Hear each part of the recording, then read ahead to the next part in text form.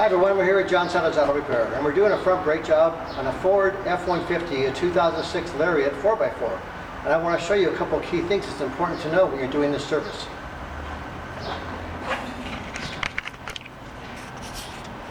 So we removed the brake pads, and you can see the pad material is a lot thinner than the material it's made to. And as you go along it, you can see it gets thicker up at this end, so there's a problem with the rotor being out of round. Then here's the new brake pad. You can see it has a lot of material on it. Then I have some new brake rotors.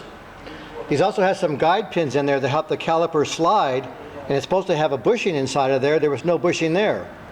And this was in this order, where this one was in the top of the caliper mounting, and it's supposed to actually be in the bottom with the bushing, whenever the caliper is on the back of the rotor. If the caliper was mounted to the front of the rotor, then the bushing would go on the top. But since it's the other way around, it goes on the bottom, like that, with the new bushing on it.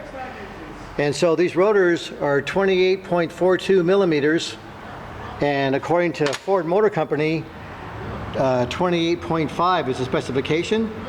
So they're below the legal limit. And then it's talking about on the brake caliper mounting bolts, because I'm changing the rotor. So from the brake caliper anchor plate assembly to the wheel knuckle, install 2 new bolts and torque them to 148 foot-pounds. And so the pack comes in a package of 4, right from Ford, 4 new bolts.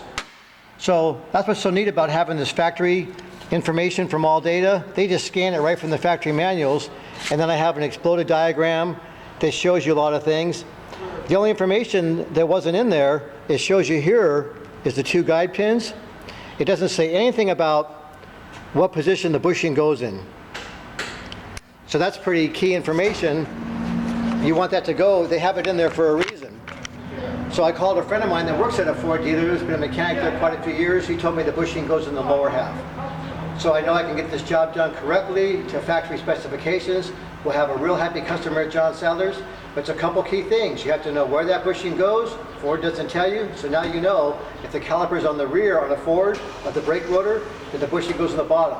If the caliper is on the front of the brake rotor, then the bushing goes in the top.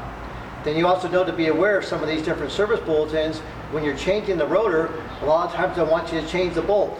Not every time, but it's important information to know to give the customer complete satisfaction and to make sure that you don't have any problems because you're not following the procedure.